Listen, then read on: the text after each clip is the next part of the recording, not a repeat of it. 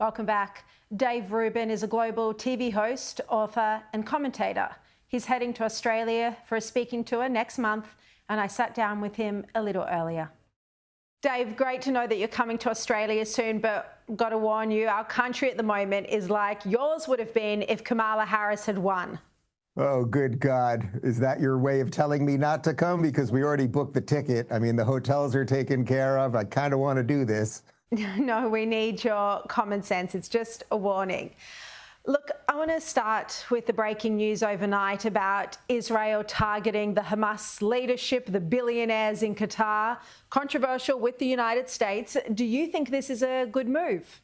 Yeah, well, first off, I can say broadly in the United States, except with the sort of hysterical, progressive, far-left movement, which is very loud and it's hard to quantify their actual numbers. I mean, most Americans are completely for this. Let's not forget, even if you don't care about Israel or you don't particularly care about Jews or anything else, Hamas killed 47 Americans on October 7th.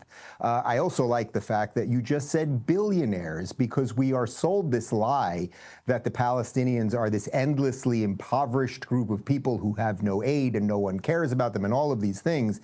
And that is true to the extent that the people that live in Gaza are living under squalor conditions because of Hamas. But the leadership of Hamas has basically been treated like royalty in Doha. They were told to leave Qatar, which I'm told is an American ally, and they did not. Some of them, I suppose, went to Turkey. But Israel is doing what any nation on earth should do. There's a reason we have sovereign nations. The Australian nation exists to protect and defend the lives of the Australian people. And hopefully it does that to the best of its ability, even when you have governments that aren't so great. The Israeli government exists to defend the life of Israeli citizens and do what they can to stop more lives from being lost after the most unimaginable tragedy that was less than 2 years ago, October 7th. Dave, just moving on to another topic. I saw you did this incredible report on the 23-year-old Ukrainian refugee, Irina, who was brutally murdered. Now, this took a while to become a big story, but when this disturbing footage was released of her murder a few days ago, it really became in the mainstream media. Dave, why do you think the left media in particular have been so reluctant to report this? Yeah, this story is so deep and it's touching so many nerves, and it is a huge story now, but you're right. It was like a slow-rolled huge story because the narrative didn't fit what the narrative and the machine and the mainstream media like. They like a story where a white person happens to kill a black person. That's very infrequent, by the way, but if they get one of those, they love it, and we get riots on the streets, and we get, businesses burned down in the name of tolerance and diversity and all of those things. This happened a few weeks ago in August, but what caused it to catch fire over the last few days is that the video of the light rail was actually shown, and just in the last few hours the extended video was shown, and I watched it, and it's unimaginable. I doubt you guys are going to show the full thing on Sky, and you probably shouldn't, but a man for no reason, sitting behind this beautiful young 23-year-old woman who came to America as a refugee from Ukraine, murders her in cold blood. He does, as he's walking off, reference something about a white girl or a white chick. It's a little hard to understand. So now there's a racial connotation that doesn't fit the intersectional matrix the way that the media usually talks about race. And the real story, though, beyond the horrific incident, is the way the media ignores things that don't fit the narrative. We all know, everyone watching this knows, if this was a white man sitting behind a beautiful 23-year-old black girl and he stabbed her and killed her in cold blood and nobody else on the light rail did anything, the media would be going crazy. We in the United States right now, we'd be having massive rallies in all of our major cities. The Democrats would be out there talking about systemic racism and slavery is America's original sin and all of these things. And instead, the media just chose to hide it. So, people think of fake news as, oh, the headline doesn't match the story.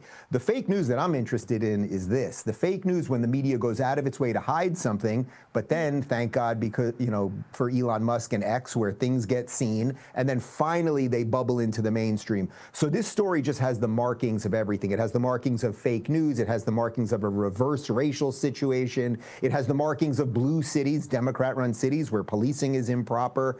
And everyone in America is feeling this one very, very intensely right now. Yeah, it's been absolutely shocking that so much of the media were not covering this because it didn't suit their narrative, and it just shows how much ideology has infected the mainstream media, and that then in turn influences what people think about the world.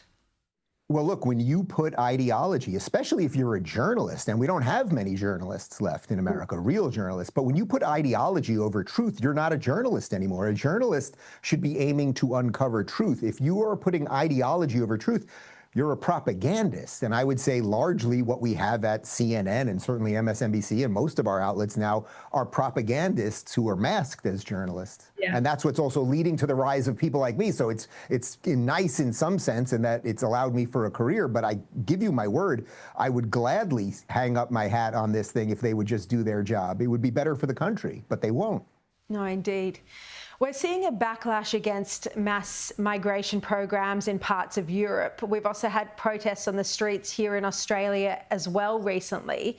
And there's debate around the level and the nature of migration. What do you think needs to be done? And more importantly, how did we get to this point?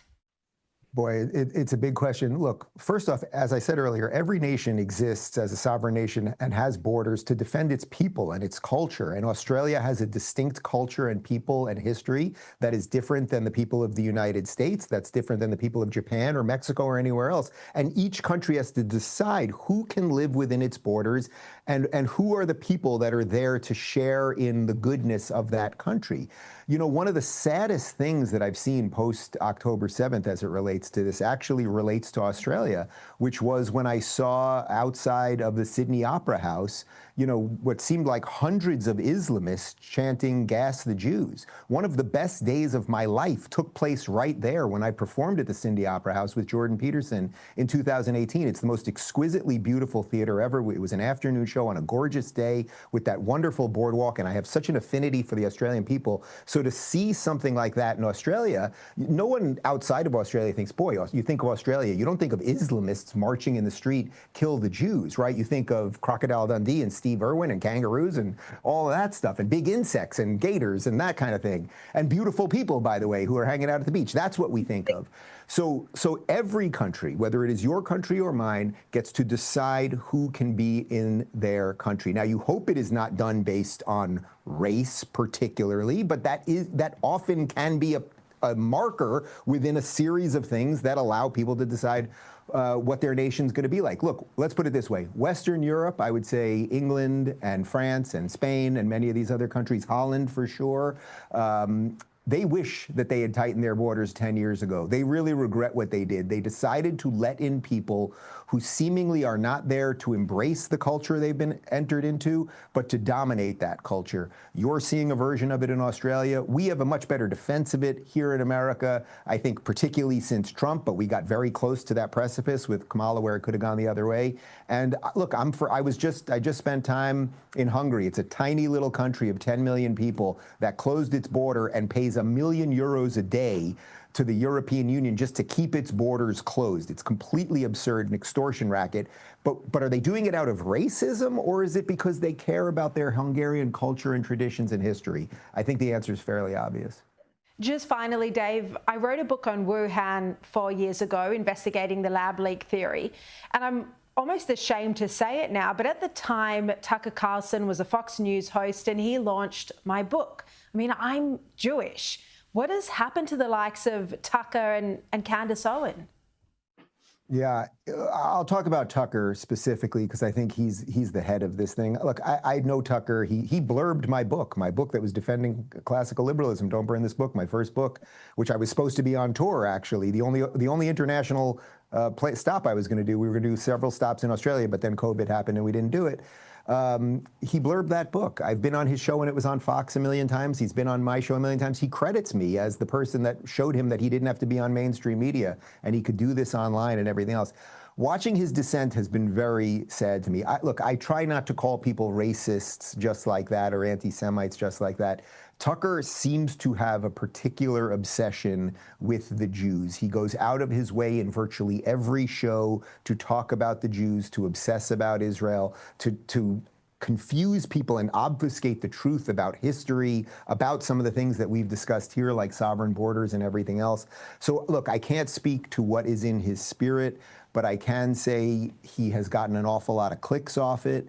And unfortunately, you know, we want everyone to be, I think, let's put it this way, I think it's something like this. When he was on Fox, for better or worse, he had certain guardrails that kept him, you know, kind of focused or something. And I think by going into the internet, I think in some way those guardrails went away, and he's now chosen to go down paths that I think are deeply unfortunate, not because I disagree with him, but I think he's doing things that are deeply, deeply untrue. And that's why people like you're certainly not the first person in our space to say that to me. A lot of people who used to respect him, myself included, now find him to be on opposite ends of the political spectrum. And that's a damn shame, especially from an American perspective, because there's so many good things happening on the right and the left has gone so bananas. We should all be working together right now. Man, what a coalition between Donald Trump, and we got Tulsi Gabbard and Joe Rogan and Bobby Kennedy and all of these people. Like, we could be building the widest tent in American history, and instead we're dealing with some of that stuff. So I hope people see it for what it is, and will embrace better ideas. Terrific to have you on the show, Dave, and we look forward to you being in Sydney in a few weeks. I can't wait to see you guys and be in your wonderful country. I truly, you know, you go to some countries and you just have an affinity for the people there and everything else, and that's how I felt with Australia, so I'm very excited to come back. And if you'd like to catch Dave while he's in Australia, you can get tickets at daverubin.com/events.